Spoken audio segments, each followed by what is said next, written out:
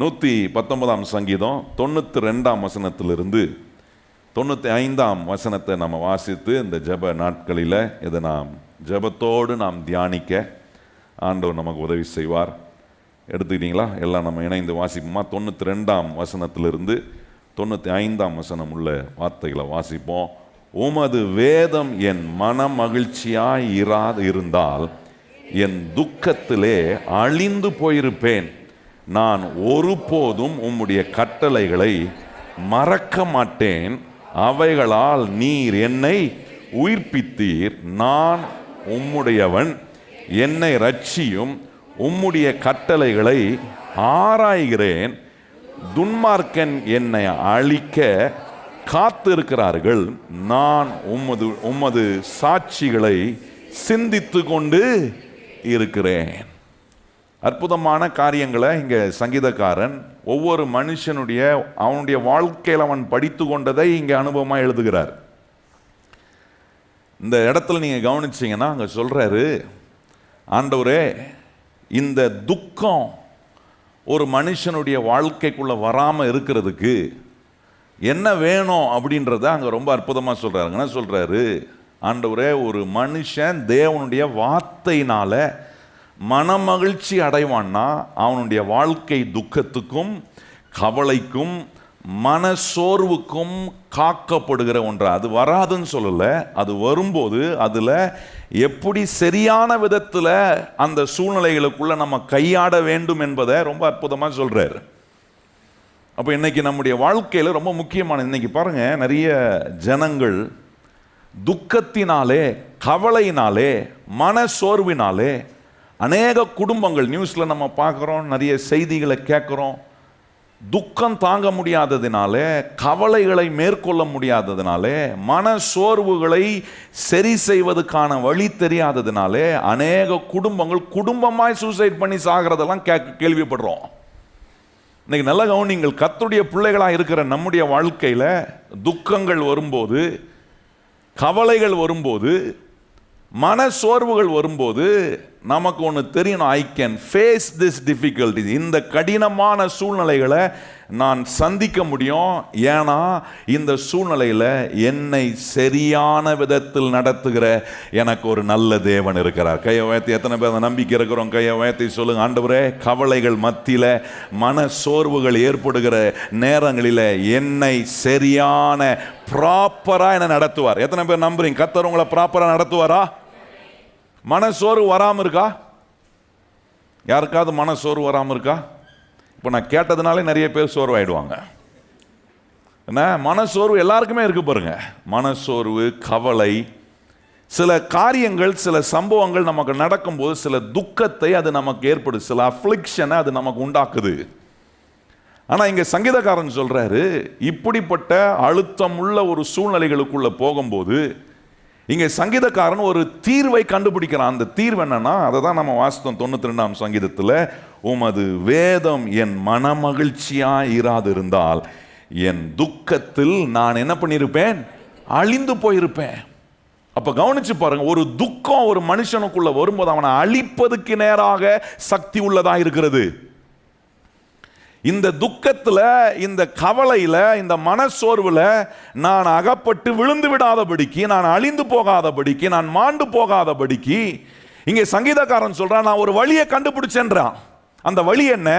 கர்த்தருடைய வேதத்தில், கர்த்தருடைய வசனத்தில் நான் என்னை மகிழ்ச்சி ஆக்குற வழியை கண்டுபிடிச்சிருக்கிறேன். கையை உயர்த்தி சொல்லுங்க. ஆண்டவரே, நீர் என்னோட பேசுகிற உம்முடைய வசனம் என்னை மகிழ்ச்சி ஆக்கும். எத்தனை பேர் கையை உயர்த்தி சொல்ல முடியும்? உங்களோட பேசுகிற கர்த்தருடைய வார்த்தை உங்களுக்கு நம்பிக்கையை கொடுக்குதா? உங்களுக்கு ஒரு தைரியத்தை கொடுக்குதா?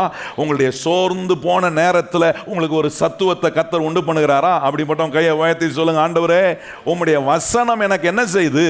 மன மகிழ்ச்சியை உண்டாக்குது பாருங்க.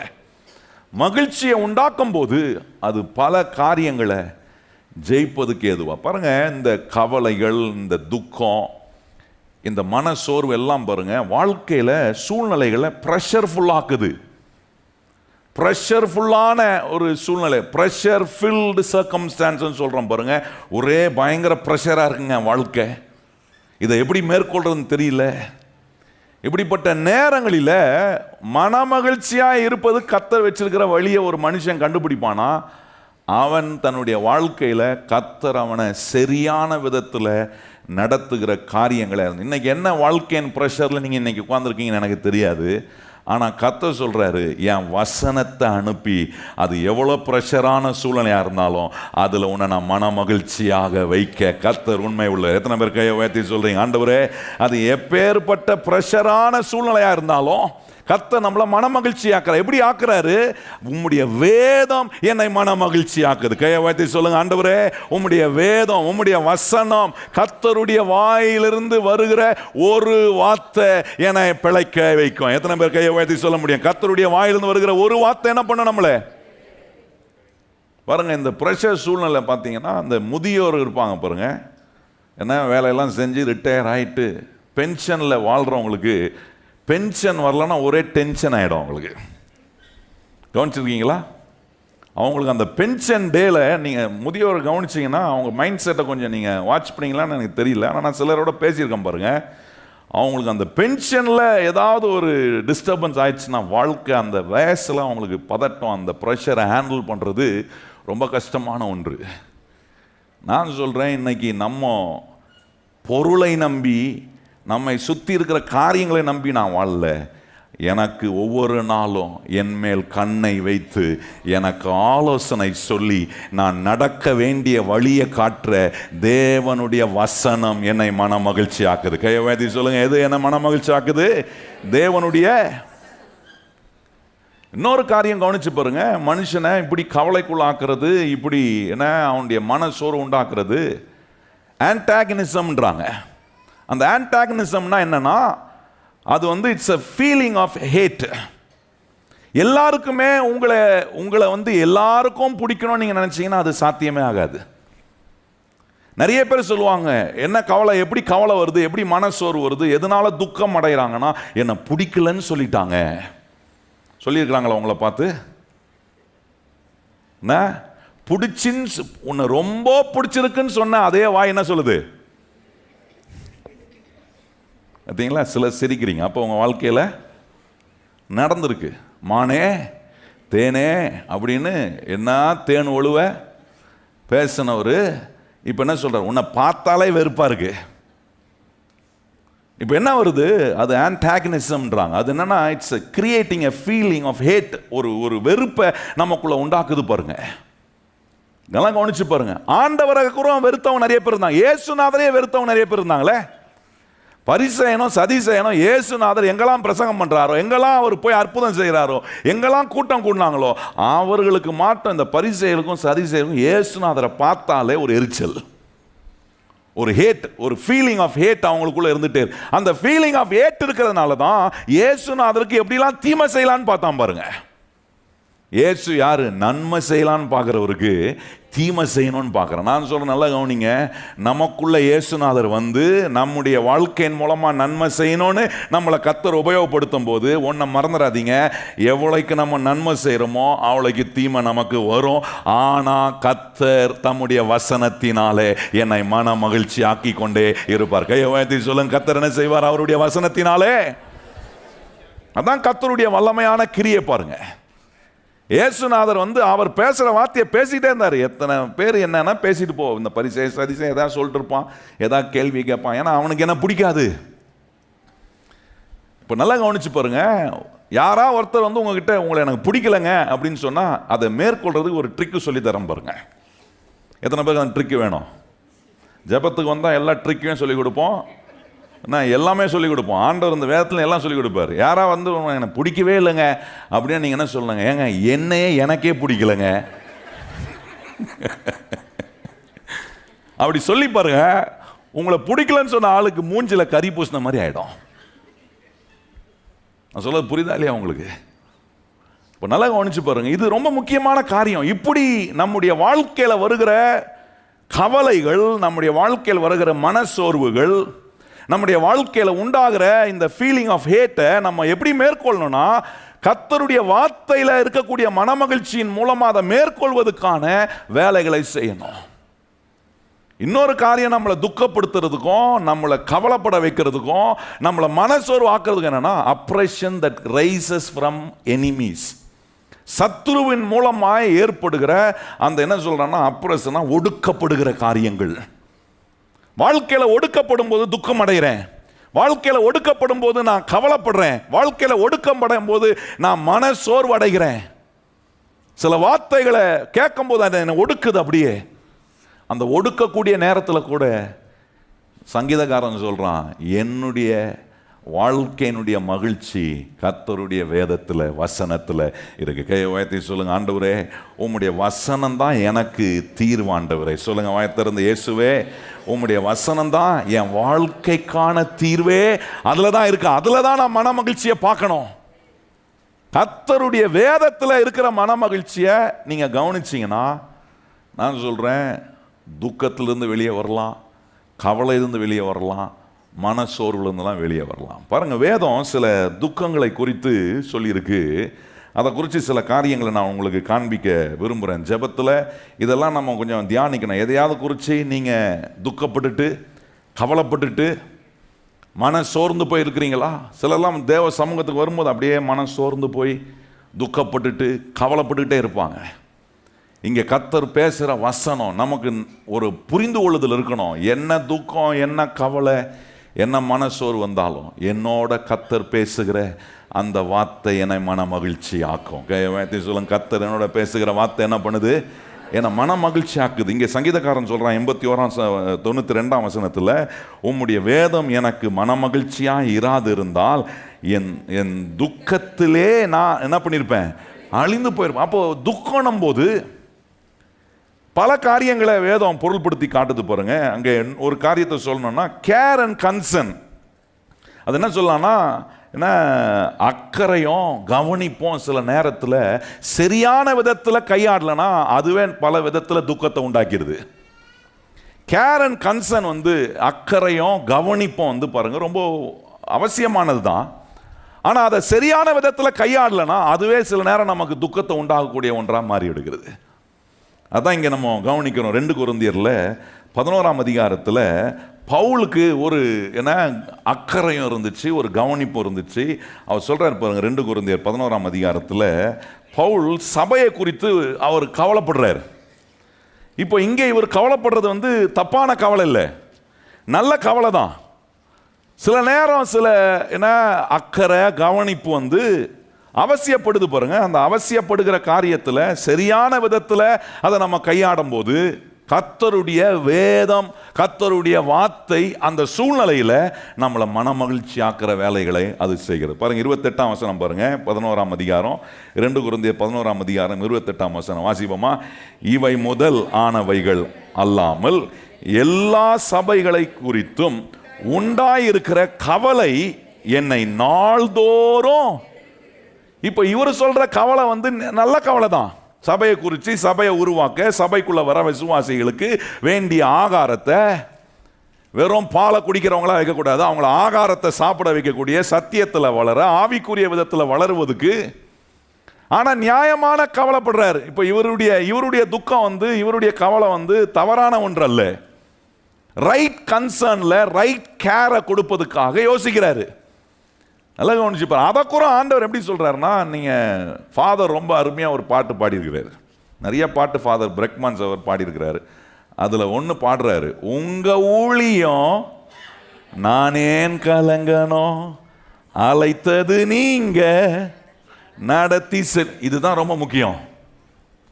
இந்த ஊழியத்தில் கூட பவுல் சபைகளை குறித்து அவர் கவலைப்படும் போது நியாயமானதாக இருக்கு. ஆனால் அங்கே வேதம் சொல்லுது அதை கூட நம்ம எப்படி கையாடணுன்றாருன்னா, கர்த்தருடைய கையில் நம்ம ஒப்பு கொடுக்கும் போது ஆண்டவர் நம்மளை மன மகிழ்ச்சி ஆக்கிற வேலையை நிச்சயமாக நமக்குள்ள இருந்து செய்வார். கையை உயர்த்தி சொல்லுங்க, ஆண்டவரே நியாயமாக கவலைப்படுறத கூட என்ன பண்ணுமா, நியாயமாக விதத்தில் என்ன சில நேரம் அக்கறை, ரொம்ப கவனிப்பு, சில நேரம் சிலரை துக்கமாக்கிடுது.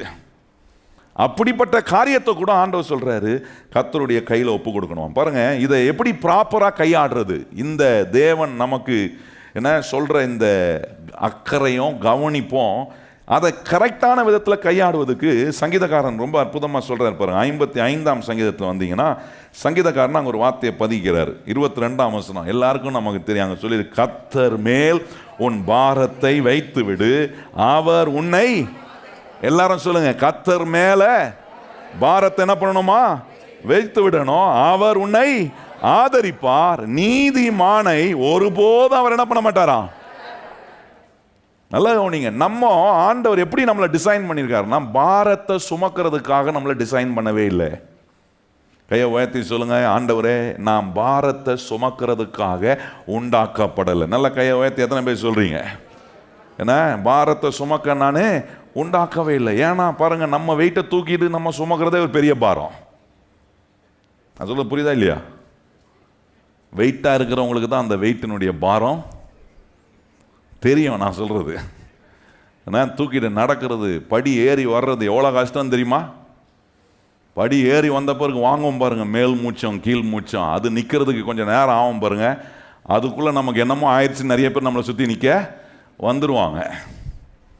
அப்போ பாருங்க, ஒரு மனுஷன் எதற்காக டிசைன் பண்ணப்பட்டிருக்கிறான்னா, கவலை தூக்கிட்டு கவலைப்பட்டுட்டு சுமந்துக்கிட்டு இருக்கிறதுக்கு இல்லை. ஒரு சராசரியான ஒரு மனிதன் ஒரு 70 கிலோ இருக்கிறான்னு வச்சிங்களேன். 70 கிலோ இருக்கிற மனுஷன் என்ன, சில நேரம் சிலருக்கு ஒரு ஓவர் ஆசை வந்துடும். என்ன ஆசைன்னா, என்ன, யாரையா குழந்தைகளே பார்த்துட்டாங்கன்னா அவங்களுக்கு ரொம்ப ஆசை வந்துடும். அவங்க என்ன பண்ணுவாங்க, குழந்தைய ஆசையாக தூக்குவாங்க பாருங்க. கொஞ்சம் நேரம் தூக்கி வச்சுருப்பாங்க, அதுக்கப்புறம் என்ன ஆகிடும், கை வலிக்கும், அவங்களுக்கு இடுப்பு வலிக்கும். உடனே என்ன பண்ணுவாங்க, யார்கிட்டையா கொடுத்துருவாங்க பாருங்க. அப்போ ஒரு மனுஷன் தான் வெயிட்டை தூக்கிட்டு சுமக்கிறதே அவனுக்கு ஒரு பெரிய பாரமாக இருக்குது. அது போக மற்ற காரியத்தின் மூலமாக கவலையினால மனசோர்வுனால உண்டாகிறத தூக்கிட்டு நம்மளை சுமப்பதுக்காக கர்த்தர் நம்மளை டிசைன் பண்ணலை. ஆண்டவர் சொல்றாரு, கர்த்தர் மேல் உன் பாரத்தை வைத்து விடு, அவர் என்ன செய்வாரா? அவர் தூக்குவார், அவர் தூக்கி சுமப்பார், அவர் நம்மளை ஆதரிக்கிறவர். நீதிமானா இருக்கிற என்ன கர்த்தர் ஒருபோதும் தள்ளாட விட மாட்டார். கையை உயர்த்தி சொல்லுங்க, ஆண்டவரே என்ன ஒருபோதும் தள்ளாட, என்ன ஒருபோதும் அசைக்கப்பட, ஆண்டவரே நான் நிர்மூலமாக கர்த்தர் என்ன செய்யவே மாட்டாரு, இடம் கொடுக்கவே மாட்டார் பாருங்க. இப்போ நம்முடைய வாழ்க்கையில் கர்த்தர் மேலே நம்முடைய பாரங்களை வைக்க நம்ம பழகி கொள்ளணும் பாருங்க. இது இந்த விதத்தில் அக்கறையும் கவனிப்பையும் சரியான விதத்தில் நம்ம செய்வோம்னா, துக்கத்திலிருந்து கர்த்தர் தம்முடைய வார்த்தையை நம்ம கொடுத்து, இப்போ கொடுக்குறாரு பாருங்க வார்த்தையை, கர்த்தர் மேல் உன் பாரத்தை வைத்து விடு, அவர் என்ன செய்கிறாரா? ஆதரிக்கிறார். ஆதரிக்கும் போது நான் என் துக்கத்திலிருந்து நான் வெளியே வருவதற்கான எல்லா அனுகூலத்தையும் கர்த்தர் எனக்கு அங்கே உண்டு பண்ணுகிறார். இன்னொரு காரியம் சொல்றாரு பாருங்க, 1 கொரிந்தியர் 3ஆம் அதிகாரம் 9ஆம் வசனத்தை சொல்லும் போது, நாம் கிறிஸ்துவோடனே நம்ம உடன் வேலையாளாக இருக்கிறோமா, அவரோட கோ ஒர்க்கராக இருக்கிறோம். அப்படின்னா என்னோட ஆண்டவர் பார்ட்னராக இருக்கிறாரு, நான் அவரோட பார்ட்னராக இருக்கிறேன்னு எனக்கு தெரிஞ்சா நான் என்ன செய்ய முடியும்னா, அவர்கிட்ட எல்லாத்தையும், என் துக்கத்தெல்லாம், என் கவலையெல்லாம், என்னுடைய எல்லா மனசோர்வையும் கர்த்தரிடத்தில் நான் இறக்கி வைக்கிறேன். இன்னைக்கு இதை செய்யாமல் போகும்போது தான் மனுஷனுடைய வாழ்க்கையில் வேத வசனத்தினால உண்டாகிற மன மகிழ்ச்சியை மனுஷன் இழந்து வாழ்கிறான். நல்ல கவனிங்கள், நமக்கு வேதம் பஞ்சம் இல்லை, கர்த்தருடைய வார்த்தை கேட்கறது நமக்கு பஞ்சம் இல்லை. ஏராளமான வார்த்தைகளை கர்த்தர் நமக்கு பேசுறார். இங்க வரும்போது கர்த்தர் நமக்கு போதிக்கிறார், எல்லாம் நமக்கு இருக்கு. ஆனா இவ்வளோ வேத வசனம் இருந்தோம், நான் மன மகிழ்ச்சியா இருக்கிறத கண்டுபிடிக்கலனா நான் தவறான விதத்துல துக்கப்பட்டு இருக்கிறேன், தவறான விதத்துல நான் கவலைப்பட்டு இருக்கிறேன், தவறான விதத்துல மன சோர்வுக்கு ஆளாகிறவனா மாறுறேன். நல்ல கவனிங்கள்.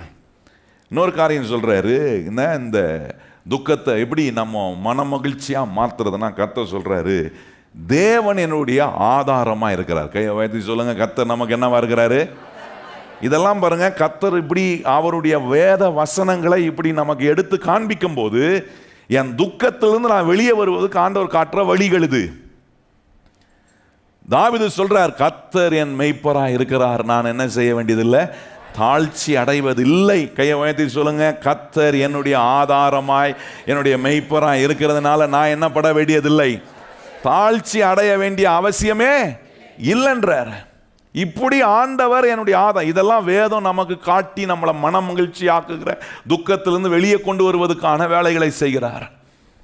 இன்னொரு காரியம் சொல்றாரு பாருங்க, எல்லா பிரச்சனையும் நான் சால்வ் பண்ண முடியும்னு நினைக்கக்கூடாது. அதுதான் நிறைய பேர் துக்கத்திலிருந்து வெளியே வர முடியாமல் இருப்பதுக்கு ஒரு பெரிய ரீசன்.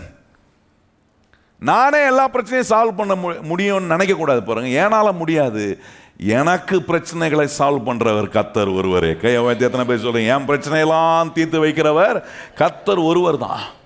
இப்போ நான் ஊழியக்காரனாக இருக்கிறதுனால நிறைய குடும்பங்கள், நிறைய பேர் தங்களுடைய பிரச்சனைகளை கருசனையோட சொல்லுவாங்க. நானும் கருசனையோட கேட்பேன் பாருங்க.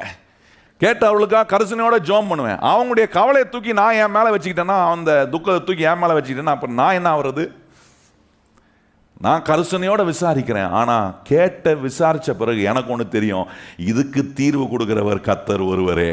ஆண்டவர்கிட்ட சொல்லுவோம், ஆண்டவரே என்கிட்ட சொன்னதை நீர் கேட்டிருக்கிறீர் ஆண்டவரே, இந்த கவலையை, இந்த ஆண்டவரே துக்கத்தை, இந்த நபருக்கு ஏற்பட்ட இந்த மன சோர்வை உம்முடைய கருத்தில் ஒப்பு கொடுக்குற ஆண்டவரே, தீர்வை கொடுக்கிறவர் நீர் ஒருவரே. எத்தனை பேர் கையை உயர்த்தி சொல்ல முடியும், ஆண்டவரே எனக்கு தீர்வு கொடுக்கிற கர்த்தருடைய கருத்தில் அதை ஒப்பு கொடுக்கும் போது மகிமையான விதமாக கர்த்தர் அதை மாத்துறாரு.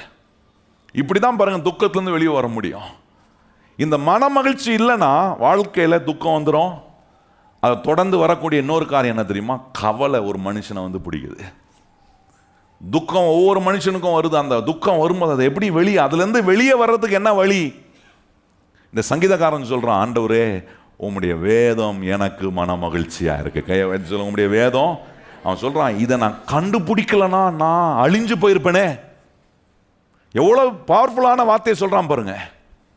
இன்னைக்கு நம்முடைய வாழ்க்கையில ஜெபிக்கிற, ஆண்டவருக்கு நன்றி சொல்ல வந்திருக்கிற நமக்கு தெரியணும், இவ்வளவு தூரம் ஆண்டவரே என்னை கொண்டு வந்திருக்கிறீங்கன்னா உம்முடைய வேதம் என்னை வழி நடத்திருக்கு, உம்முடைய வசனம் எனக்கு வழி காட்டியிருக்கு. கையை உயர்த்தி எத்தனை பேர் சொல்ல முடியும், ஆண்டவரே உம்முடைய வசனம் எனக்கு இது வரைக்கும் வழி காட்டினதுனால நான் எல்லா தீமையில இருந்தோம் ஆண்டவரை மேற்கொண்டு வர, துக்கத்தில் இருந்து நான் மேற்கொண்டு வர கர்த்தர் எனக்கு உதவி செஞ்சிருக்கிறீர். இப்போ சொல்றாரு கவலை. அடுத்தது இந்த துக்கம் எதுக்கு நேராக கொண்டு போகுதுன்னா, ஒரு மனுஷனை ஆட்டோமேட்டிக்காக கவலைக்கு நேராக கொண்டு போகுது. இந்த கவலையை நீங்கள் கவனிச்சிங்கன்னா எப்படின்னா, அந்த கவலையை எப்படி எடுத்துப்பாங்கன்னா, அங்கே சொல்லியிருக்கு, ஒரு சம்பவத்தை வச்சு உங்களுக்கு நான் சொல்ல விரும்புகிறேன் பாருங்க. இந்த கவலை ஆரோக்கியமானதில்லை, it's an unhealthy thing.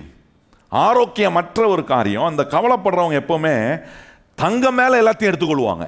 They will take it on their self. தங்க மேலே எடுத்துக்கொள்ளும். அதனால தான் கவலைப்படுறாங்க பாருங்க.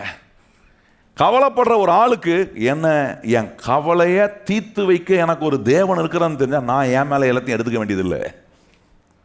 கவலை வராதுன்னு சொல்லலை. கவலை நம்முடைய வாழ்க்கைக்குள்ள பல காரியங்களில், பொருளாதாரத்தில், குடும்பத்தில் சில பிரச்சனைகள், சில சமாதானம் இல்லாமல் போகக்கூடிய நேரங்களில் கவலைப்படுறோம் பாரு. அந்த கவலையை எனக்குள்ள நான் தான் எடுத்துன்னு போய் அதை ஹேண்டில் பண்ணோன்னு நான் எனக்கு எடுத்துட்டு போகும்போது நான் ஒன்றை மறந்துடுறேன். எனக்கு வேதத்தை போதிக்கிற ஒரு தேவன் இருக்கிறார், எனக்கு வேதத்தை போதிக்கிற ஒரு சபை இருக்கு, ஒரு போதகரை கர்த்தர் கொடுத்திருக்கிறார். அந்த தேவ வார்த்தைகள் என்னை என்னுடைய கவலையிலிருந்து வெளியே கொண்டு வரும் பாருங்க. எலியா ஒரு பெரிய ஊழியக்காரன், ஆண்டவருக்காக மகிமையான வேலை செஞ்ச ஒரு ஆளு. அந்த எலியா சொல்றாரு, ஆண்டவரே கவலைப்படுறாம. எப்படி கவலைப்படுறான் பாருங்க. 1 ராஜாக்கள்ல 19ஆம் அதிகாரம் 10ஆம் வசனத்தை கொஞ்சம் நம்ம எல்லாரும் வாசிப்போமா. 1 ராஜாக்கள் 19ஆம் அதிகாரம் எப்படி சொல்றான் பாருங்க. ஆண்டவரே நான் ஒருத்த மாத்திரம் தான் மீதி இருக்கிற ஆண்டவரே. அவனுடைய கவலையை பாருங்க, நானும் எப்போ போறேன்னு தெரியல ஆண்டவரே. இன்னைக்கு நிறைய பேர் இப்படிதான் கவலைப்பட்டு இருக்கிறோம். ஆண்டவரே எனக்கு மாத்திரம்தான். ஆண்டவர் சொல்றாரு எலியாவை பார்த்து, நீ மாத்திரம் இல்லப்பா 7000 பேர் இருக்கிறாங்க அங்க அப்படின்றாரு. எலியாகிட்ட சொல்றாரு, நீ மாத்திரம் தான் இருக்கிறேன்னு புலம்புற. அங்க சொல்றான் பாருங்க 1 ராஜாக்கள் 19ஆம் அதிகாரம் 10ஆம் வசனம் எல்லாரும் வாசிப்போமா. ஏன்னா இந்த வாசிப்போம். அதற்கு அவன், சேனைகளின் தேவன் ஆகிய கர்த்தருக்காக வெகு பக்தி வைராக்கியமாய் இருந்தேன்.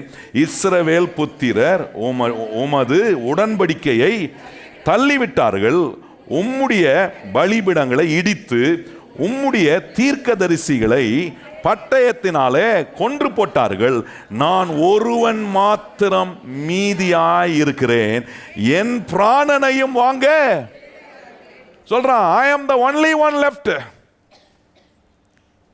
சில நேரம் பாருங்க, சில பொருள் வாங்கினீங்கன்னா, இந்த ஆன்லைன்லலாம் ஷாப் பண்ணீங்கன்னா உங்களுக்கு இந்த பழக்கம் இருக்கும். அதில் போடுவான் only one left. அப்படி பார்த்தோன்னே என்ன பண்ணுவான், எதையும் யோசிச்சு டப்புன்னு ஆர்டர் பண்ணி போயிட போகுது, எஸ்கேப் ஆகிட போகுது, அதை போடு. இந்த ஒன்லி ஒன், நான் ஒருத்தன் தான் மீதி இருக்கிற ஆண்டவரே அப்படின்னும் போது ஆண்டவர் சொல்ல, நீ ஒருத்தன் மாத்திரம் மீதி இல்லை, 7000 பேர் இருக்கிறாங்க, நீ மாத்திரம் தான் இந்த பிரச்சனை இருக்குன்னு நினைக்காத, துக்கம் உனக்கு மாத்திரம் தான் இருக்குன்னு நினைக்காத, என்ன கவலை உனக்கு மாத்திரம் தான் இருக்குன்னு நினைக்காத, மனசோறு உனக்கு மாத்திரம் இருக்குன்னு நினைக்காத, எல்லாருக்கும் இருக்கிற பிரச்சனை தான் உனக்கும் இருக்கு. ஆண்டவர் அவனுக்கு சொல்றாரு, எல்லாருக்கும் இருக்கிற பிரச்சனை தான் உனக்கும் இருக்குப்பா. இதை போட்டு கவலைப்பட்டுக்கிட்டு சாப்பிடாம தூங்காம நான் உன்னை கொண்டு செய்ய விரும்புகிற பெரிய காரியங்களை செய்வதற்கு நீ இதை போட்டு யோசிச்சுக்கிட்டு, ஆண்டவரே நான் ஒருத்தன் தான் இருக்கிறேன், என்ன எப்போ போட்டு தள்ள போறானுங்களோ தெரியல ஆண்டவரே. நம்ம பாஷையில் இது அப்படித்தானே அங்கே சொல்கிறான் அவன், நான் ஒருத்தன் தான் இருக்கிறேன், என்னையும் என்ன பண்ணுறானுங்க, தேடுறானுங்க, கொல்றதுக்கு தேடுறானுங்க ஆண்டவரே. நீங்கள் ஸ்கூலில் பார்த்தீங்கன்னா எப்போவுமே கிளாஸ் டீச்சர் என்ன பண்ணுவாங்க, அந்த கிளாஸ் டீச்சருக்கு எல்லா எக்ஸாம்லாம் எழுதி முடித்த உடனே, நான் படித்த காலத்தில் என்ன பண்ணுவாங்கன்னா, ஒவ்வொரு சப்ஜெக்ட்டு ஒவ்வொரு டீச்சர் எடுத்தால் கூட எல்லா ஆன்சர் ஷீட்டையும் கிளாஸ் டீச்சர்கிட்ட தான் கொடுத்துடுவாங்க. அந்த கிளாஸுக்குன்னு ஒரு டீச்சர் இருப்பாங்க பார்த்தீங்களா, அவங்க கையில் தான் கொடுத்து என்ன பண்ணுவாங்க, எல்லா மாணவருக்கும் அந்த ஆன்சர் ஷீட்டை என்ன பண்ணுவாங்க, டிஸ்ட்ரிபியூட் பண்ணுவாங்க. டிஸ்ட்ரிபியூட் பண்ணும்போதே மேடம் என்ன பண்ணுவாங்கன்னா, கிளாஸ் டீச்சர் என்ன பண்ணுவாங்க, அவங்க கையில் ஒரு லிஸ்ட் வச்சுருப்பாங்க, யார் ஆல் பாஸு யார் ஆல் ஃபெயிலியர்னு, ஃபெயிலுன்னு தெரிஞ்சிருக்கும். இப்போ எல்லார் கையில் ஆன்சர் ஷீட் கொடுத்துட்ட உடனே கிளாஸ் டீச்சர் கேட்பாங்க, யார் எல்லா சப்ஜெக்ட்லையும் ஃபெயில் ஆனவன் கை தூக்கி காட்டு. உடனே எழுச்சிருவான்னு நினைக்கிறீங்க? ஒருத்தன் தான் திரும்பி திரும்பி பார்ப்பான், ஏய் நம்மள மாதிரி எவனாகிறானா. அப்புறம் கிளாஸ் டீச்சர் சொல்லுவாங்க, இது பார் எனக்கு தெரியும் எத்தனை பேர் ஆல் சப்ஜெக்டில் ஃபெயிலுன்னு, நீயா எழும்புறியா பேர் சொல்லி கூப்பிட்டா. கொஞ்ச நேரம் கழிச்சு என்ன பண்ணுவான், ஒருத்தன் மெதுவாக கையை தூக்குவான், உடனே பக்கத்தில் பார்த்து சிரிப்பா. எதுக்கு சிரிக்கிறான், அவனோட நான் பெட்டர், நான் 4 சப்ஜெக்ட் தான் ஃபெயில், அவன் ஆல் சப்ஜெக்ட் ஃபெயில். ஆனால் பிரச்சனை ஒன்று தான், என்ன பண்ணுறான், கவலைப்படுறான், நான் மாத்திரம் தான் இந்த பிரச்சனையில் இருக்கிறேன் அப்படின்னு கவலைப்படுறான். இந்த எலியா அப்படி தான் கவலைப்படுறான் பாருங்க. அந்த கவலை அவனை என்ன பண்ணுதுன்னா, சாப்பிட விடலை, அவனை தூங்க விடலை. அந்த கவலையை நீக்கிறதுக்கு ஆண்டவர் எலியாவிடத்தில் ஒரு தூதனை அனுப்பி அவனை தட்டி எழுப்பி அவனுக்கு என்ன கொடுத்தாரா, அது தெரிஞ்சாதான் நம்ம எப்பவும் எழுச்சிருக்குமே. என்ன கொடுத்தாரா, சூடா வடையும் காப்பியும் கொடுத்தாரா, என்ன கொடுத்தாரு ஆண்டவனுக்கு? பொதுவாக சொல்லுங்க, என்ன கொடுத்தாரு, சாப்பிட்றதுக்கு கொடுத்தாரு. சோர்வா இருக்கிற கவலைப்படுறவனுக்கு ஆண்டவர் கொண்டு வந்து கொடுக்கறது ஆகாரம். ஆண்டவருக்கு தெரியுது இவன் சாப்பிடல, இவன் தூங்கல. சில நேரம் கவலைப்படுற நேரத்தில் ஆண்டவர் ஆகாரத்தை கொடுத்து உங்களை தூங்க வைப்பார். ஏன் தூங்க வைக்கிறாருன்னா, ஏன் அமைதியாக இருக்க வைக்கிறாருன்னா, உங்களை இன்னும் கொஞ்ச நாளில் பெரிய காரியத்தை செய்ய வைக்கிறதுக்காக கர்த்தர் உங்களுக்கு ஆகாரத்தை கொடுத்து ஊட்டுறாரு. நான் நம்புறேன் இந்த 7 நாட்கள் ஜெபம் கர்த்தர் உங்களுக்கு ஆகாரத்தை கொடுத்து உங்களை ஊட்டுறாரு. ஏன் ஊட்டுறாருன்னா, உங்களை கொண்டு பெரிய வேலையை கர்த்தர் செய்வதற்காக கர்த்தர் உங்களுக்கு இந்த ஆகாரத்தை, வசனம் என்னும் ஆகாரத்தினால உங்களை ஊட்டுறாரு. சாப்பிட்டாம் பாருங்க, எழுமனாம் பாருங்க.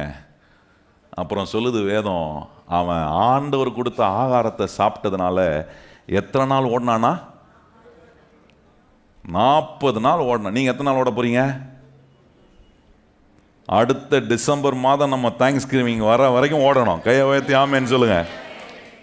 ஓடணும். அப்படி இரவும் பகலும் அவன் சாப்பிட்டு ஆண்டவர் கொடுத்த சாப்பாடை சாப்பிட்ட உடனே இதில் என்ன கவனிக்கிறோன்னா, இங்கே பாருங்க, நீதிமொழிகளில் 12ஆம் அதிகாரத்தில் ஒரு வார்த்தை அற்புதமாக சொல்லியிருக்கு. நீதிமொழிகள் 12:25 எல்லாம் வாசிப்போமா? மனுஷருடைய இருதயத்துக்குள்ள கவலை அதை ஒடுக்கும். கவலை பண்ணுங்க, கவலை பாருங்க என்ன பண்ணுது, அவனை ஒடுக்குதான்.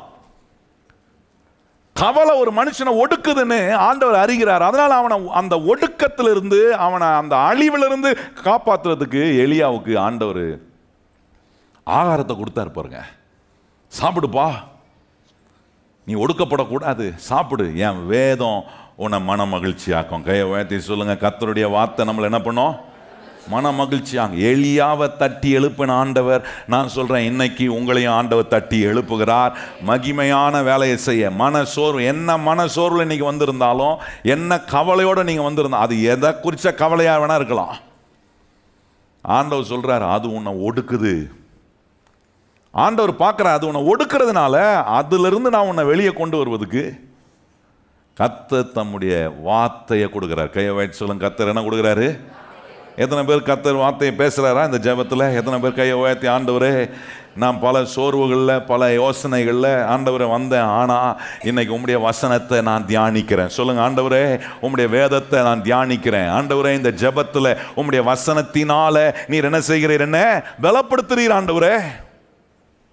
இப்போ கவனிச்சு பாருங்க, இந்த துக்கத்தையும் துக்கத்தினால உண்டாகிற கவலையும் இந்த தேவனுடைய வேதத்தினால உண்டாகிற மன மகிழ்ச்சினால உங்களை நீங்க சரி பண்ணி கொள்ள பழகி கொள்ளனா, இந்த துக்கம் கவலையா மாறும். இந்த கவலை என்னவா மாறுதுன்னா அடுத்தது மன சோர்வை கொண்டு வருது. இதனுடைய கனெக்ஷனை நீங்க கவனிக்கணும்.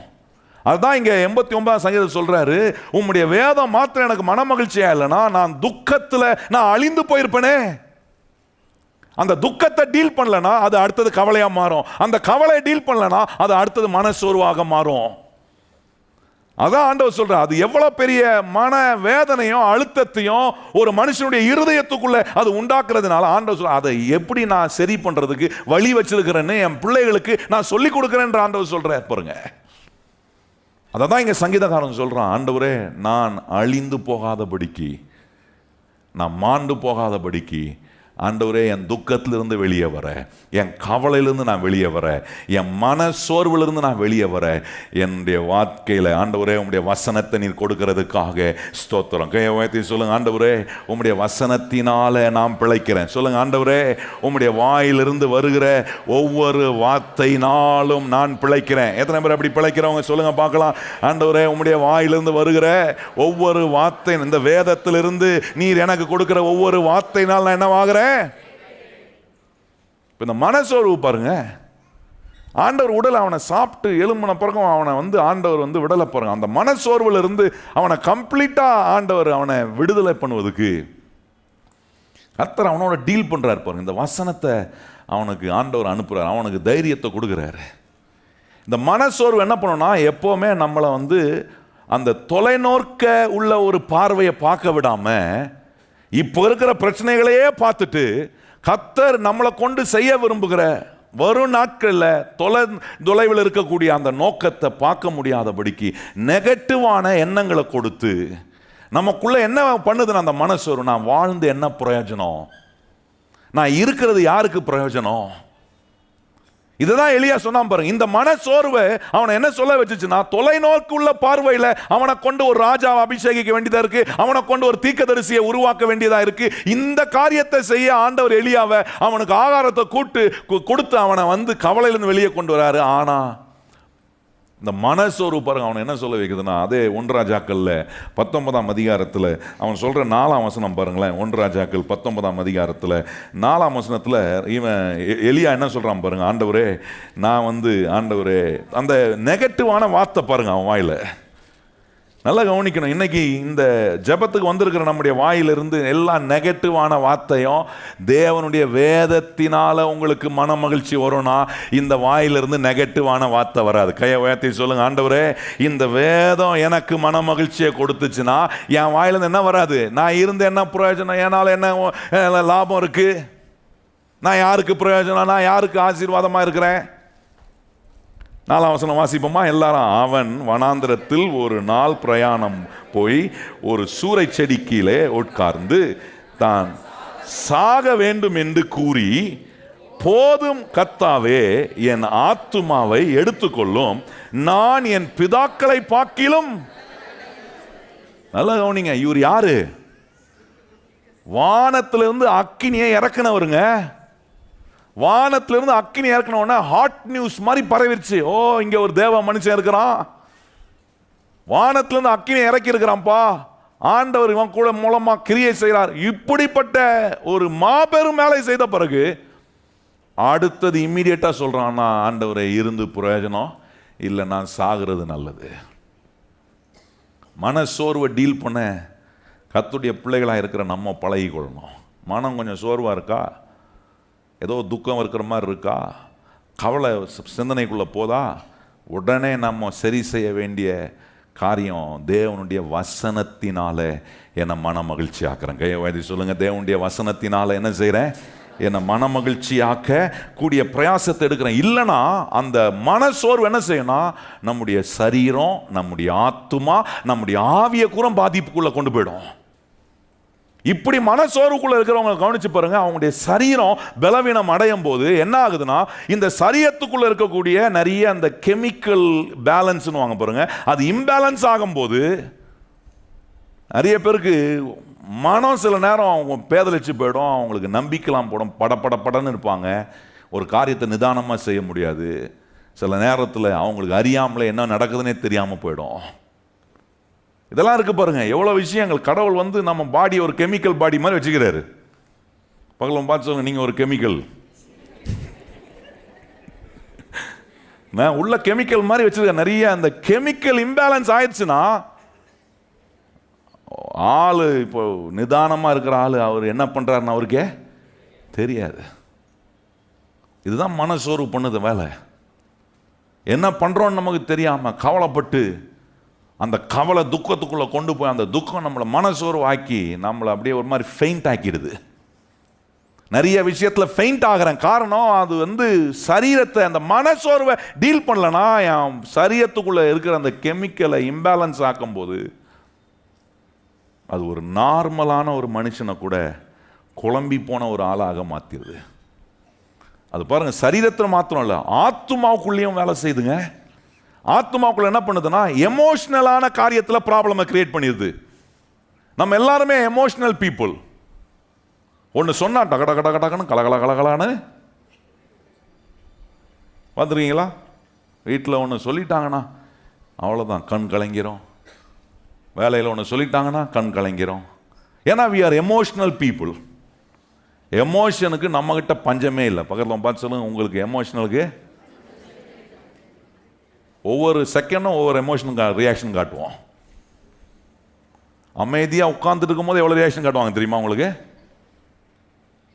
ஏன்னா we are emotional people. அந்த ஆத்துமாவுக்குள்ள இருக்க அந்த எமோஷனை கூட டிஸ்டர்ப் பண்ணுது. அது மனசோர்வை ஆண்டவர் இன்னைக்கு நீக்குவதுக்கான வழியை கத்த நமக்கு சொல்கிறார். கையை உயர்த்தி சொல்லுங்க, ஆண்டவரே இந்த மனசோர்வுலாம் வராமல் இருக்காது. இந்த வருஷம் முழுவதும் உங்களுக்கு மனசோர்வு வராமல் இருந்துச்சு, ஆனால் கத்த சொல்கிறார், அந்த மனசோர்வு நீ வெளியே வருவதுக்கு என்னுடைய வேதம் உனக்கு உதவியாக இருக்குது. கையை உயர்த்தி சொல்லுங்க, ஆண்டவரே உம்முடைய வசனம் எனக்கு என்னவா இருக்கு, உதவியாக இருக்கு.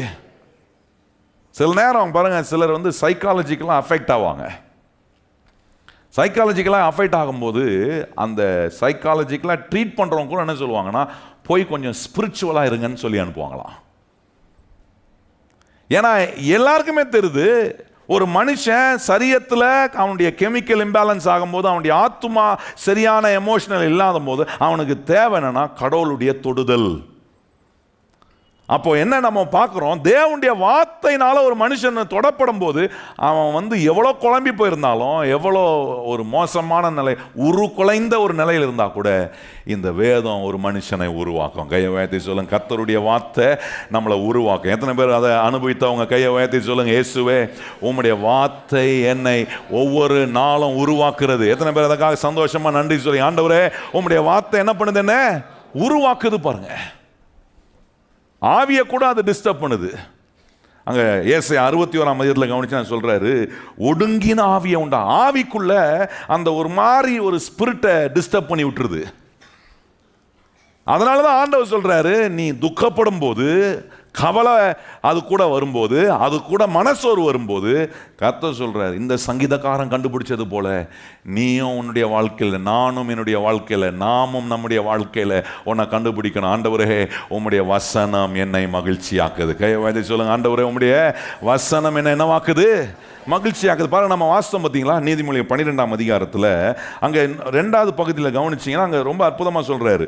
எப்படி ஒரு கவலை இருதயத்துக்குள்ள பல பாதிப்பை உண்டாக்குதோ, எப்படி மனுஷனுடைய இருதயத்துக்குள்ள கவலை அவனை ஒடுக்குமோ, ஆண்டவர் சொல்றாரு அதே மனுஷனுக்கு நல்வார்த்தையோ அதை, எல்லாம் சொல்லுங்க, நல்வார்த்தையோ. நல்ல வார்த்தை எங்க இருக்கு? எங்க இருக்கு நல்ல வார்த்தை? மனுஷன்கிட்ட. எந்த மனுஷன்கிட்ட நல்ல வார்த்தை இருக்கு? எந்த மனுஷனுடைய இருதயத்தில் இந்த வேத வசனம் இருக்கோ அந்த மனுஷனுடைய வாயில நல்ல வார்த்தைகள் வரும். கையை உயர்த்தி ஆமென் சொல்லுங்க. உங்க இருதயத்தில் வசனம் இருக்கான்னு பாருங்க. சாலமோன் சொல்றாரு, ஆண்டவரே உம்முடைய வசனத்தை என் இருதயத்தில் நான் சேகரித்து வைக்கிறேன். ஏன்னா தப்பி தவறக்கூட நான் வாயத்திலிருந்து பேசும்போது, ஆண்டவரே தப்பான வார்த்தையை பேசுறேன், நல்ல வார்த்தையை பேச எனக்கு உதவி செய்யும் ஆண்டவரே. குடும்பத்தில் இருக்கிற ஒவ்வொருவரும் பழக வேண்டிய வார்த்தைகள் இது. சில நேரம் மனசோறு வரும்போது, சில நேரம் கவலைப்படும் போது நம்ம கவலையும் மனசோருடைய டென்ஷன் எங்க காட்டுறோம்? பார்த்தீங்களா? ஒன்றும் தெரியாத பால் குடிக்கிற, பால் கொடுத்தா குடிக்க தெரியாத குழந்தை மாதிரி பார்க்கக்கூடாது. என்ன பண்ணுறோம்? யாருன்னா மாட்டினாங்கன்னு வச்சுங்க வீட்டில், அவ்வளோதான், மேஞ்சிருவோம் அவங்கள. அந்த நேரம் யாரை மாட்டு சொல்லுவாங்க, உங்கள் அப்பா பயங்கர கோவத்தில் இருக்கிறா, போய் மாட்டிடாதரா. நம்ம என்ன பண்ணுறோம்? வாயை திறந்து கண்டபடி பேசிடுறோமே. ஏன்னா நமக்கு டீல் பண்ண தெரியல. இந்த சங்கீதக்காரன் சொல்றான், ஆண்டவரே உம்முடைய நல்ல வார்த்தை என்ன மகிழ்ச்சி ஆக்குமே. ஒரு கவலைப்படுற ஒரு மனுஷனுக்கு, துக்கத்தில் இருக்கிற ஒரு மனுஷனுக்கு, மன சோர்வில் இருக்கிற மனுஷனுக்கு தேவை என்ன? நல்ல வார்த்தை. கையை உயர்த்தி சொல்லுங்க, என்ன தேவை? அந்த நல்ல வார்த்தை இயேசு கிட்ட மாத்திரம் தான் இருக்கு. கையை உயர்த்தி, ஏன்னா அவர் நல்ல மெய்ப்பர். கையை உயர்த்தி சொல்லுங்க, அந்த நல்ல மெய்ப்பன் நல்ல வார்த்தையை கொடுப்பார். கையை உயர்த்தி சொல்லுங்க, நம்முடைய இயேசு நல்ல மெய்ப்பன். அவர் என்ன கொடுக்குறாரு? இங்க வந்தா உங்களுக்கு நல்ல வார்த்தையை கொடுக்குறாரு. அந்த நல்ல வார்த்தையை வச்சு நம்மளை எப்படியெல்லாம் உருவாக்கணுமோ உருவாக்குறாரு பாருங்க. எப்படியெல்லாம் நம்மளை அவர் அந்த நல்ல வார்த்தைக்கு ஏதுவா நம்மளை மாற்றணுமோ மாற்றுவதற்கான, நல்லா இல்லாத ஒரு மனுஷன் கிட்ட அந்த தேவனுடைய நல்ல வார்த்தை வரும்போது அவனை நல்லவனா மாத்துதே. அதான் பவுல் சொல்றாரு, ஒரு மனுஷனை ஆண்டவருடைய வார்த்தை என்ன பண்ண? தேறினவனாய் எல்லா நற்கிரியையும் செய்ய அவனை தகுதி உள்ளவனாக மாத்துதே. இந்த நல்ல தேவனுடைய வார்த்தை ஒரு மனுஷனுக்குள்ள வரும்போது அப்படிப்பட்ட அற்புதமான மாற்றங்களை கர்த்தர் உங்களுக்குள்ள உண்டாக்குறார். கையை வாழ்த்தி சொல்லுங்க, ஆண்டவரே எனக்கு அந்த நல்ல வார்த்தை என் வாயில வையும் ஆண்டவரே. சொல்லுங்க, கையை வாழ்த்தி சொல்லுங்க, ஆண்டவரே. எல்லாம் கேட்கலையே, எல்லாரும் கேட்கலையே. நிறைய பேர் வாயில கெட்ட வார்த்தை தான் வருது. கெட்ட வார்த்தை வருதா? நாங்கள் ரொம்ப கெட்ட வார்த்தைலாம் பேசுறதில்ல பாஸ்டர், சும்மா சாதாரணமா எருமை, பண்ணி, அவ்வளோதான் பாஸ்டர். இது நான் மிருகத்து பேரை கூப்பிட்டா தப்பா? மாடை பார்த்து மாடுன்னு சொன்னா தப்பு இல்லை. உங்க வீட்டில் இருக்கிற பிள்ளைய பார்த்து மாடுன்னு சொன்னா அது நல்ல வார்த்தையா? நீங்க சொல்றது கெட்ட வார்த்தையா இருக்கிறதுனால அந்த மாடு வந்து உங்களை முட்டுது. முட்டும் போது இதை போய் பெத்தேனே அப்படி அது இன்னும் 2 எக்ஸ்ட்ரா முட்டுது.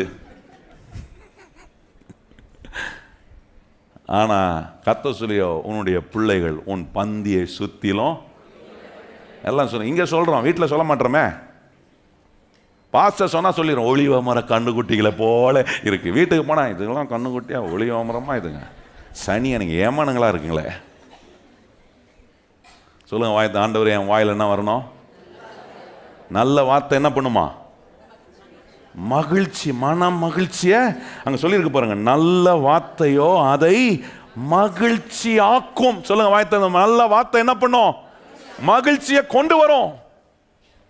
பாருங்க, ஏசாயாவில் ஒரு வார்த்தை இருக்கு, அதை நம்ம கொஞ்சம் பார்ப்போமா? ஏசாயாவில் 50ஆம் வசனம், 50ஆம் அதிகாரம் பாருங்க. ஏசாயா 50ஆம் அதிகாரம் 4ஆம் வசனம், எல்லாரும் வாசிப்போமா? சொல்றாரு பாருங்க, எப்படி இந்த நல்ல வார்த்தை இருக்கிறவங்ககிட்ட தான் சமயத்துக்கு ஏற்ற வார்த்தைகளை கரெக்டா அந்த நல்ல வாயிலிருந்து தான் வரும்.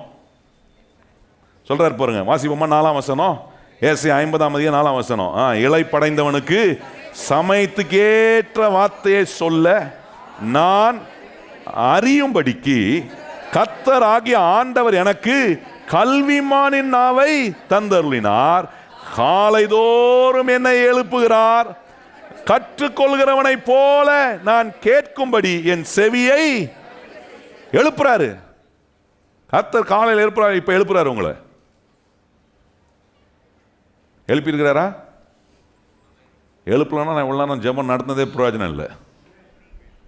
கர்த்தர் எழுப்புறாரு. சமயத்துக்கேற்ற கல்விமானின் நாவை கர்த்தர் நமக்கு என்ன பண்றாரா? கர்த்தர் கொடுக்குறான். கற்றுக்கொள்கிறவனை போல. இதெல்லாம் இந்த ஜெபத்தில் கற்றுக்கொள்கிறோம் பாருங்க. இன்னுமே நான் வாயத்திறந்து ஆண்டவரே மகிழ்ச்சி ஆக்கிற வார்த்தையை தவிர எதுவும் பேசக்கூடாது. கையை உயர்த்தி சொல்லுங்க. மகிழ்ச்சி ஆக்கிற வார்த்தைக்கு அகெயின்ஸ்டா நான் பேசக்கூடாது. சொல்லுங்க கையை உயர்த்தி. அந்த வார்த்தை அகெயின்ஸ்டா பேச அதுவும் கெட்ட வார்த்தை தான். தேவனுடைய வார்த்தை எது அகெயின்ஸ்டா பேசினாலும் அது பொய் தான், அது தவறு தான், அது தவறான வார்த்தைகள் தான்.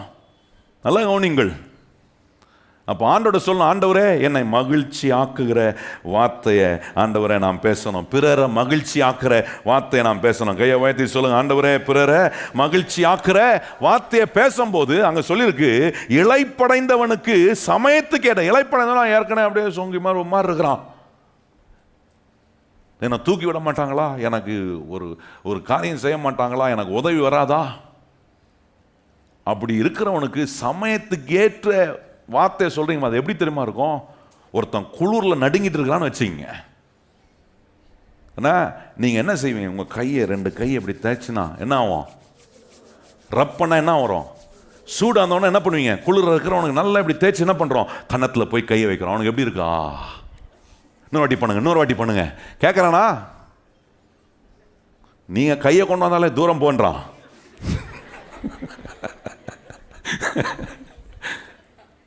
எது சொல்ற? அந்த சமயத்துக்கு ஏற்ற வார்த்தை வந்துச்சுன்னா அவன் அப்படியே குளிர பண்ணுது, அவன் அப்படியே மகிழ்ச்சி ஆக்குது. கையை உயர்த்தி சொல்லுங்க. ஆண்டவரே இளைப்படைந்தவனுக்கு சமயத்துக்கு ஏற்ற வார்த்தை, அந்த நல்ல வார்த்தை என் வாயில வைங்க ஆண்டவரே. சொல்லுங்க கையை உயர்த்தி. ஆண்டவரே அந்த நல்ல வார்த்தை என்ன பண்ணுங்க? என் வாயில வைங்க ஆண்டவரே. இதுக்கு தான் வேதத்தை நான் வாசிக்கணும். இதுக்கு இந்த வேதத்தை என் வாழ்க்கையில மனமகிழ்ச்சி ஆக்குற இந்த வார்த்தையை கொண்டு போய் என் இருதயத்தில் சேகரித்து வைக்கணுங்க. யோசிச்சு பாருங்க. ஏன் ஆலயத்துக்கு வரணும்? ஏன் இந்த ஜெபத்துக்கு வரணும்? இந்த வசனம் ரப் பண்ணுது உங்களை, உங்க வாழ்க்கையை ரப் பண்ணுது, உங்க இருதயத்தை ரப் பண்ணுது, உங்க ஆவியை ரப் பண்ணுது, உங்க ஆத்துமாவை ரப் பண்ணுது. ரப் பண்ணும்போது குனிஞ்சிருக்கிறேன்னா தலையை நிமிர்றேன், கை தூக்காதனா கையை தூக்குறேன், ஆண்டவருக்காக எழும்பாதனா எழும்புறேன். ஏன்னா இப்போ இந்த சமயத்துக்கு ஏற்ற வார்த்தை என்ன பண்ணுதுன்னா, சோர்ந்து போயிருக்கிற என்ன, துக்கப்பட்டு இருக்கிற என்ன, கவலைப்பட்டு கொண்டு இருக்கிற என்ன மன சோர்வில் இருக்கிற என்ன, கர்த்தர் தம்முடைய வார்த்தையினால தட்டி எழுப்புகிறார். கையை உயர்த்தி கர்த்தரை மகிமைப்படுத்துங்க. ஆண்டவரே என்னுடைய சோர்விழந்தெல்லாம் என தட்டி எழுப்புகிற கர்த்தருடைய சமயத்துக்கு ஏற்ற வார்த்தையை எனக்கு நேராக, என் வாழ்க்கைக்கு நேராக, என் குடும்பத்துக்கு நேராக நீ தருகிறதுக்காக ஸ்தோத்திரம் ஆண்டவரே. இப்படிப்பட்ட நல்ல வார்த்தை கண்டிப்பா மகிழ்ச்சி ஆக்கும். இன்னைக்கு வீட்டுக்கு போயிட்டு நல்ல வார்த்தையை புருஷனை பார்த்து சொல்லணும். இது வரைக்கும் குட் நைட்டே சொல்லாத அம்மா கணவரை பார்த்து அப்பா டார்லிங் என்று கூப்பிடுங்க, கூப்பிடுங்க குட் நைட். அவர் யோசிப்பார், ஐயோ இது வரைக்கும்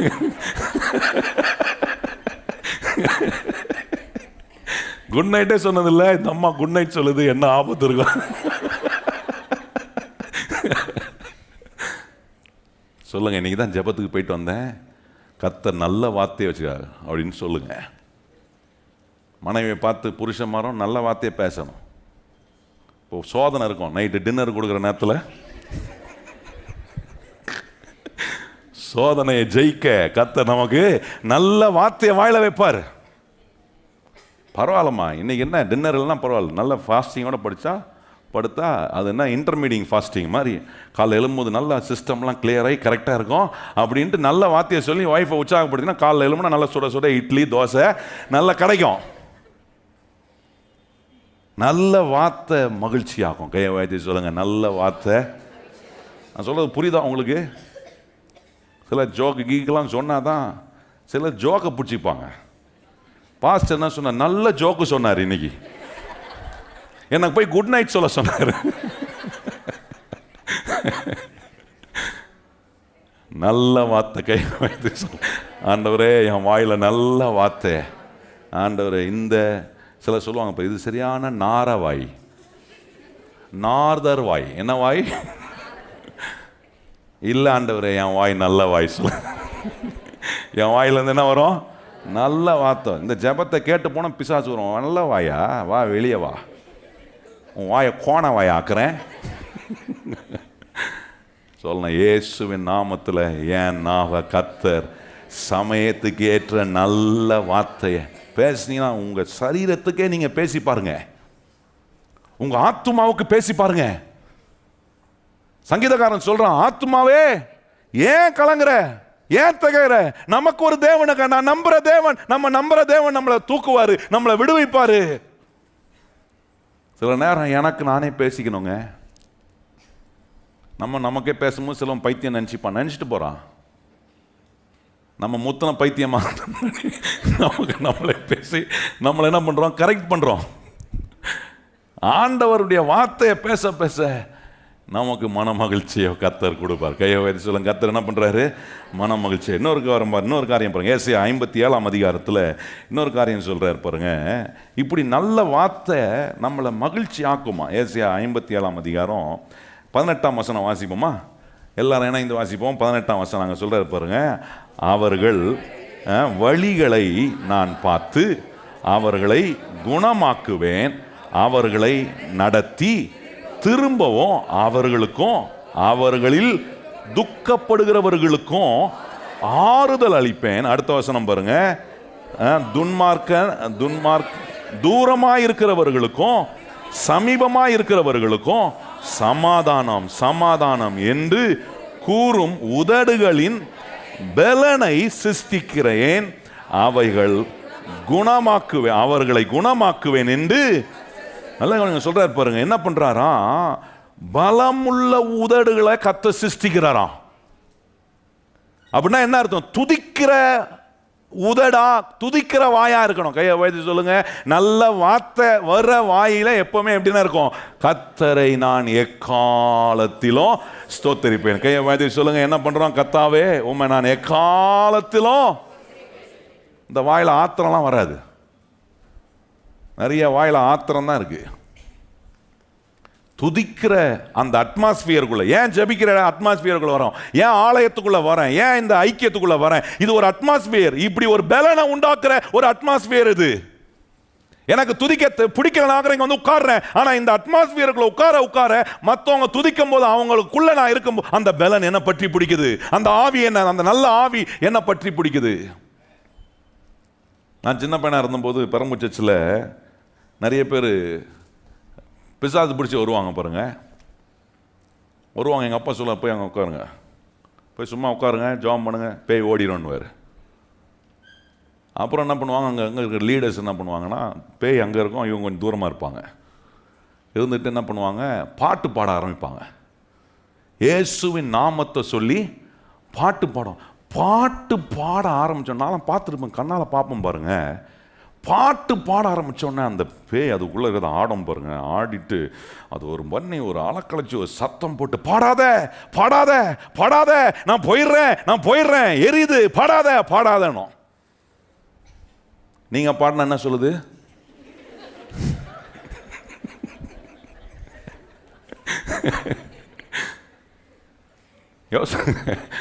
நம்ம பாடினா பலன் வருதா? நம்ம பாடுற பாட்டில் பேய் வந்து உட்காந்துக்குதா? சிலவங்களாம் வாயில் சினிமா பாட்டு தானே வருது. சிலவங்களாம் தப்பித்தறி நான் ஃபோன் பண்ணேன்னா சினிமா பாட்டு ரிங்டோன் வச்சுக்கிறேன், அது ஏதோ பாடுது. ஐயோ ஏன்டா கூப்பிட்டேன் இவங்களுக்கு. வாயில உதடுகளை பலனுள்ள உதடுகளா கர்த்தர் மாத்துறாராம். கையை வயது சொல்லுங்க, கர்த்தர் என்ன பண்றாரு? நம்முடைய உதடுகளை பலனுள்ள உதடுகளாய். சங்கீதம் 8ஆம் சங்கீதத்தில் வாசித்தீங்கன்னா அங்கே சொல்றாரு, பாலகனுடைய வாயில கர்த்தரை துதிக்கிற அந்த பலனை வைக்கிறாராம். அந்த பலனை அப்படின்னும் போது அங்கே என்ன பண்றாருன்னா, ஆண்டவர் வந்து அங்கே ஸ்ட்ராங் ஹோல்டை வைக்கிறாராம். ஸ்ட்ராங் ஹோல்ட்னா அது மனதுக்குரிய காரியம், மனசுக்குள்ள டீல் பண்ண வேண்டிய விஷயம் அது. சங்கீதம் 8:2 கவனிச்சுன்னா சொல்றாரு, சத்துருக்களை வீழ்த்த. அந்த வசனம் பாருங்க, அந்த இடத்துல பின்புறத்தில் வாசிங்க, யார் எடுத்தவங்க? பகஞ்சனையும் பலிகாரரையும் விலக்கி போட தேவரீர் உம்முடைய சத்துருக்கள் நிமித்தம் குழந்தைகள் பாலகர் வாயில பலன் உண்டு பாலகருடைய வாயில. சத்துருக்கள் நிமித்தம் அந்த சத்துருக்களை வீழ்த்த கர்த்தர் என்ன பண்றாராம்? பாலகனுடைய வாயில, நம்முடைய வாயில கொண்டு வந்து அந்த உதடுகளின் பலனாகிய துதியை கொண்டு வந்து கர்த்தர் வைக்கிறாராம். இதை வைக்கும் போது ஆண்டவர் நம்முடைய வாழ்க்கையில அற்புதமான பலன், அற்புதமான விதத்துல இஸ்ரவேல் மக்களுடைய வாயில கொண்டு வந்து துதியை வச்சார் பாருங்க. எங்க வச்சார்? எரிகோ மதிலுக்கு நடுவே கொண்டு வந்து கர்த்தரை துதிக்கிற துதியை கொண்டு வந்து அவங்க வாயில வச்சார். வச்சு அவங்க துதிச்சாங்க பாருங்க. துதிச்ச போது எரிகோ மதில் தரை மட்டமாய் கீழே விழுந்தது. இப்படிதான், இப்படி நல்ல வார்த்தைகளை ஆண்டவர் உங்களை மகிழ்ச்சி ஆக்கக்கூடிய அந்த நல்ல வார்த்தைகளை வைக்கிற அந்த வேத வசனங்களை கொண்டு நீங்க என்ன செய்யணும்னா, இப்போ வாங்க 89 அந்த 119 சங்கீதத்தில் அதை சொல்லி நான் முடிக்க விரும்புகிறேன் பாருங்க. 119 சங்கீதத்தில் அங்கே சொல்கிறாரு, அங்கே நம்ம வாசித்த முதல் சில வசனங்கள் அங்கே சொல்லியிருக்கு. நம்ம ஆரம்பித்த போது 92 வசனம் சொல்கிறாரு, உம்முடைய வேதம் எனக்கு மனமகிழ்ச்சியாய் இராதிருந்தால் என் துக்கத்திலே அழிந்து போயிருப்பேன். நான் ஒருபோதும் உம்முடைய கட்டளையை மறக்க மாட்டேன். அவைகளால் நீர் என்னை சொல்றான். ஆண்டவரே, இப்படி இந்த வசனம் என்ன மகிழ்ச்சி ஆக்குதே, இந்த வசனம் இப்படி என்ன மகிழ்ச்சி ஆக்குறதுனால என்ன உயிர்ப்பிச்சிருக்கே சொல்றான் பாருங்க. அதனால அதை மறக்கவே மாட்டேன். உம்முடைய கட்டளைகளை என்ன பண்ண மாட்டேன்? மறக்க மாட்டேன். 94 வசனம் சொல்றார், நான் உம்முடையவன், என்னை ரட்சியும், உம்முடைய கட்டளைகளை ஆராய்கிறேன். நல்ல கவனி, என்ன சொல்றான்? இதெல்லாம் இவ்வளவு வேலை செய்யற இந்த வேத வசனத்தை நான் என்ன பண்றேன்? இந்த மகிழ்ச்சியை கொடுக்கிற, என்னை உயிர்ப்பிக்கிற இந்த வார்த்தை நான் என்ன பண்றேன்னு சொல்றான்னா, ஆராய்கிறேன், தியானிக்கிறேன். ஒரு மனுஷன் தியானிக்கும் போது என்ன ஆகிறானா, அவன் ஆராய்ச்சி பண்றான். அவன் ஆராய்ச்சி செய்ய செய்ய நிறைய காரியங்களை தன் வாழ்க்கையில கண்டுபிடிக்கிறான். இந்த சங்கீதக்காரன் தான் சொல்றான், ஆண்டவரே உம்முடைய வசனத்தை, உம்முடைய கட்டளையை, உம்முடைய வார்த்தையை ஆண்டவரே எனக்கு மன மகிழ்ச்சியா வச்சிருக்கிறேன். ஏன்னா அது என்னை உயிர்ப்பிக்குது, அது எனக்கு வாழ்வை கொடுக்குது, அது என்ன ஆண்டவரே எல்லா காரியத்தையும் ஆராய்ந்து அறிந்து கொள்ளக்கூடிய அறிவு எனக்கு உண்டாக்குது. இதெல்லாம் ஒரு கிறிஸ்தவர்களாய் நாம் அறிந்து செயல்படுவோம். நான் சொல்றேன், ஒவ்வொரு நாளும் என் இயேசுவுக்கு நான் நன்றி சொல்லாமல் இருக்கவே முடியாது. ஏன்னா துக்கத்திலிருந்து வெளியே கொண்டு வராரு, கவலையிலிருந்து வெளியே கொண்டு வராரு, மன சோர்வுலேருந்து வெளியே கொண்டு வராரு. கொண்டு வர்றது மாத்திரம் இல்லை, என்னை மகிழ்ச்சி ஆக்கிற வேலையை செய்கிறார். அதை ஆராய்ந்து பார்க்கும்படி எனக்கு ஆண்டவர் உதவி செய்கிறாரு. பாருங்க, 111 சங்கீதத்தில் அங்கே சங்கீதக்காரன் சொல்ற ஒரு வார்த்தை இருக்கு பாருங்க. 111 சங்கீதம் 2 வசனம் பாருங்க. என்ன சொல்றான் பாருங்க, கர்த்தரை குறித்து அவன் சொல்றான், கர்த்தரின் செய்கைகள் பெரியவைகளும் அவைகள் பிரியப்படுகிற எல்லாரும் ஆராயப்படுகிறவைகளுமாய் இருக்கிறது. என்ன சொல்றான் பாருங்க, கர்த்தர் எவ்வளவு பெரியவர், கர்த்தருடைய கிரியை எப்படி அதை ஆராய்ந்து பார்க்கக்கூடியவர்களாய்.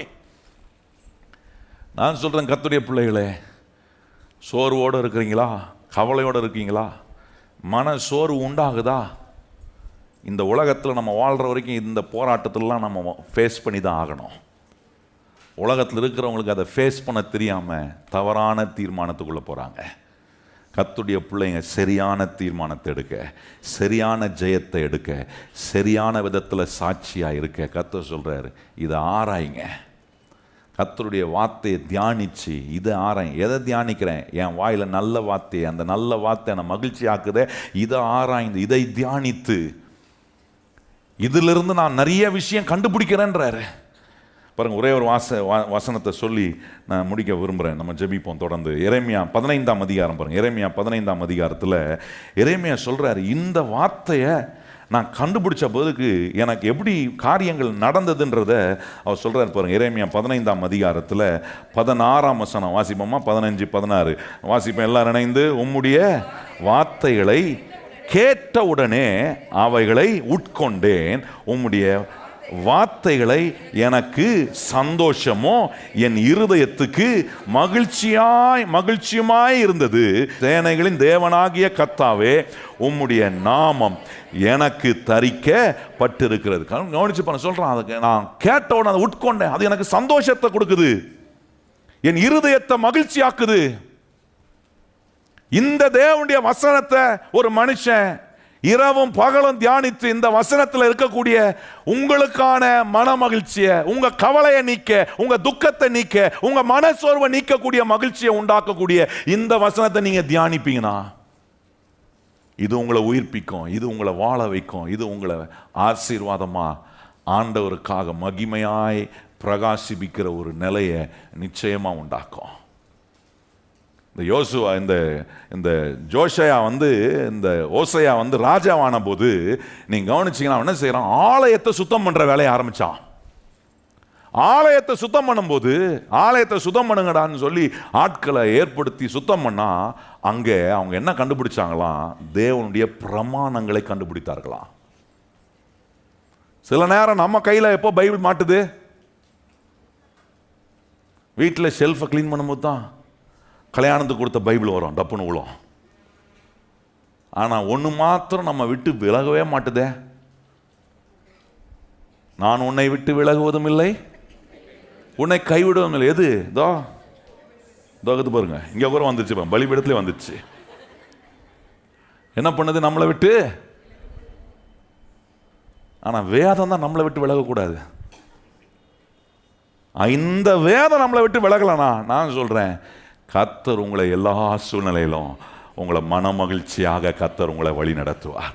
இடத்துல எழும் இனிப்போமா, சொல்லுவோம், ஆண்டவரே இந்த வேத வசனம் இப்படி என்ன மன மகிழ்ச்சி ஆக்குறதுக்காக எத்தனை பேர் ஆண்டவருக்கு நன்றி சொல்றீங்க? வாய்களை திறந்து, கையை உயர்த்தி, எல்லாரும் வாய்களை திறந்து, கர்த்தருடைய பிள்ளைகள் எல்லாரும் ஆண்டவரை ஸ்தோத்திரம் பண்ணுங்க, ஸ்தோத்திரம் பண்ணுங்க. ஆண்டவரே உம்முடைய வசனம் என்னை மகிழ்ச்சி ஆக்குது. சொல்லுங்க, ஆண்டவரே உம்முடைய வசனம் என்ன மகிழ்ச்சி ஆகுது. இன்னைக்கு காலையில் கவனிச்சோம், உன்னுடைய வார்த்தை என் வாழ்க்கையை செட்டில் பண்ணுது. இன்னைக்கு கர்த்தர் சொல்றாரு, உன்னுடைய தேவனுடைய வார்த்தை உன்னை மகிழ்ச்சியாக்கும். எவ்வளோ துக்கத்தில் நீங்கள் வந்திருந்தாலும், எவ்வளோ கவலையில் நீங்கள் வந்திருந்தாலும், எவ்வளோ மன சோர்வில் யார்ட்டையும் சொல்ல முடியல, என் கஷ்டத்தை நான் யார்ட்டையும் சொல்ல முடியல, எனக்குள்ள நான் ஒவ்வொரு நாளும் நான் புலம்பிட்டு முறுமுறுத்துக்கிட்டு இருக்கிறேன். கர்த்தர் சொல்ற, இன்னைக்கு உனக்கு நேராக கர்த்தருடைய வார்த்தை வந்திருக்கிறது. அது உன்னை சந்தோஷமாக்கும், உன்னை இருதயத்தை களிக்கூற பண்ணும், உன்னை விடுவிக்க வேண்டிய காரியங்களை கர்த்தர் விடுவித்து வெளியே கொண்டு வருவார். ஓ தேங்க்யூ லார்ட், தேங்க்யூ லார்ட். ஓ உம்முடைய வசனத்துக்காக ஸ்தோத்திரம், உம்முடைய வசனத்துக்காக ஸ்தோத்திரம் ஆண்டவரே. வசன தியானிக்கையில் இதயமதில் ஆறுதலே, காரிருளில் நடக்கையிலே தீபமாக, கைகளை உயர்த்தி சொல்லுங்க, வழி நடத்தும், வழி நடத்தும், காரிருளில் நடக்கையிலே இன்பமாக வழி நட. இன்னொரு விஷயம் சொல்லுவோம், காரிருளில், காரிருளில் நடக்கையிலே தீபமாக வழி நடத்தோ. கைகளை தட்டி கர்த்தருடைய வார்த்தைக்காக நன்றி சொல்லுங்கள். ஓ உமக்கு ஸ்தோத்திரம், ஸ்தோத்திரம் ஆண்டவரே. காரிருள் போன்ற நேரங்கள் மனிதனுடைய வாழ்க்கையில் வரலாம். யாருமே வர முடியாத சூழ்நிலைகளுக்குள் நாம் தள்ளப்படலாம். ஆனா பயப்படாதீங்க, உங்களை மன மகிழ்ச்சி ஆக்குகிற கர்த்தருடைய வார்த்தை அங்க எப்படி இருக்கும்னா, நீங்க சொல்ல முடியாத ஒரு பிரகாசத்தை, நினைத்து பார்க்க முடியாத ஒரு பிரகாசத்தை கர்த்தருடைய வார்த்தை உங்களுக்கு உண்டாக்கும். அங்கிருந்து அப்படியே உங்களை வேறு பிரித்து கொண்டு வருவார். இன்னைக்கு நான் கர்த்தருடைய ஊழியனா கர்த்தருடைய வார்த்தை உங்களுக்கு சொல்றேன், நீங்க எதுலெல்லாம் சிக்கப்பட்டிருக்கிறீங்களோ அதுல எல்லாம் கர்த்தர் உங்களை வேறு பிரித்து அப்படியே கர்த்தர் உங்களை வெளியே கொண்டு வருவார். அற்புதமான வேலைகளை கர்த்தர் செய்வார். காரிருளில் நடக்கையிலே தீபமாக இயேசுவே வழி நடத்தும், காரிருளில் நடக்கையிலே தீபமாக வழி நடத்து. நடக்க முடியல, இதை மேற்கொள்ள முடியல, இதுல எனக்கு ஒரு தீர்வே வரலையே. பலர் என்னை பார்த்து இந்த காரியத்தை நிமித்தமா நிந்திக்கிற நிலையில் நான் இருக்கிறேனே. அப்படிப்பட்ட நிலையில இன்னைக்கு நீங்க வந்திருப்பீங்க. நான் கர்த்தர் சொல்றேன், இனி உனக்கு நிந்தனை அல்ல, இனி உனக்கு மகிழ்ச்சியை கொடுக்கிறேன். துதியின் ஆயுதத்தை உண்மையில வைத்திருக்கிறேன், நல்ல வார்த்தையை வாயில வைத்திருக்கிறேன். அற்புதத்தை நீ காண்பாய், மாற்றத்தை நீ காண்பாய். ஓ தேங்க்யூ லார்ட். கரம் தட்டி இயேசுவுக்கு நன்றி சொல்லுங்கள். ஆண்டவரே, இப்படிப்பட்ட மாபெரும் அற்புதங்கள் எங்களுக்கு நடக்கிறதுக்காக ஸ்தோத்திரம். வாழ்க்கை மாறுகிறது, வாழ்க்கை மலருகிறது, உறவுகளை மலர பண்ணுகிறார் கர்த்தர். உங்க உறவை மலர பண்றார். உறவுக்குள்ள மகிழ்ச்சியே இல்லை.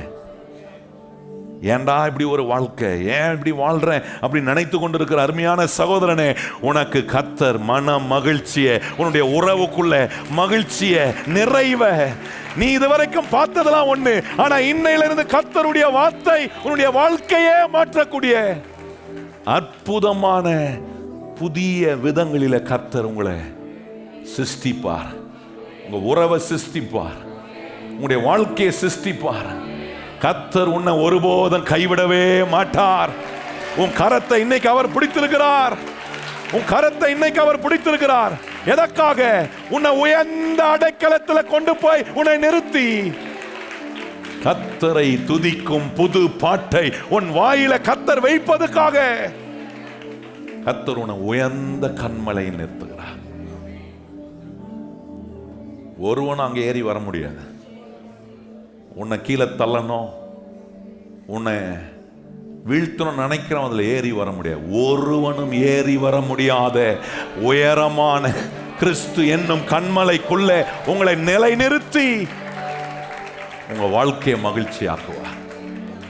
எங்கள் பரலோக பிதாவே, இயேசு கிறிஸ்துவின் நாமத்தில் எங்களுக்கு நீ தந்த பரிசுத்த ஆவியானவருடைய வல்லமையினால இன்னைக்கு நீர் எங்களுக்கு பேசின இந்த ஜெபத்தில் எங்களுக்கு நீர் போதித்த, இப்படி போய் நாங்கள் எங்கள் வாழ்க்கையில் ஒவ்வொரு நாளும் குடும்பமாக தனிப்பட்ட ஜெபத்தில் இப்படி ஜெபிக்க எங்களுக்கு நீர் உதவி செய்யும் ஆண்டவரே. உம்முடைய வேத வசனங்களை நாங்கள் வைத்து ஜெபிக்க, இந்த வேத வசனத்தினால உண்டாகிற மன மகிழ்ச்சினால நாங்கள் ஒவ்வொரு முறையும் உம்முடைய சமூகத்தில் வந்து நின்று உமக்குள்ள நாங்கள் களி கூற கர்த்தர் எங்களுக்கு உதவி செய்யும். அந்த ஒவ்வொரு பிள்ளைகளையும் நீர் ஆசீர்வதியும், சமாதானத்தோட அனுப்புவோம். மீதி உள்ள ஜெப நாட்களை இன்னும் வல்லமையான விதத்தில் எங்கள் வாழ்க்கைக்கு ஆசீர்வதியும். எல்லா கன மகிமை துதி உமக்கே தருகிறோம். இயேசு கிறிஸ்துவின் அன்புள்ள நாமத்தில் வேண்டி ஜெபம் செய்கிறோம் எங்கள் பரிசுத்தம் உள்ள நல்ல பிதாவே, ஆமென். இப்பொழுது நம்முடைய கர்த்தராகிய இயேசு கிறிஸ்துவினுடைய கிருபையும் பிதாவாகிய தேவனுடைய அன்பும் பரிசுத்த ஆவியானவருடைய அந்யோன்ய ஐக்கியமும் இன்றும் என்றும் சதா காலங்களிலும் நம் அனைவருடன் நிலைத்திருப்பதாக நாம் எல்லாரும் இணைந்து சொல்லும். என் ஆத்துமாவே கர்த்தரை ஸ்தோத்திரி, என் முழு உள்ளமே பரிசுத்த நாமத்தை ஸ்தோத்திரி. என் ஆத்துமாவே கர்த்தரை ஸ்தோத்திரி, கர்த்தர் செய்த சகல உபகாரங்களை மறவாதே. ஆமென்.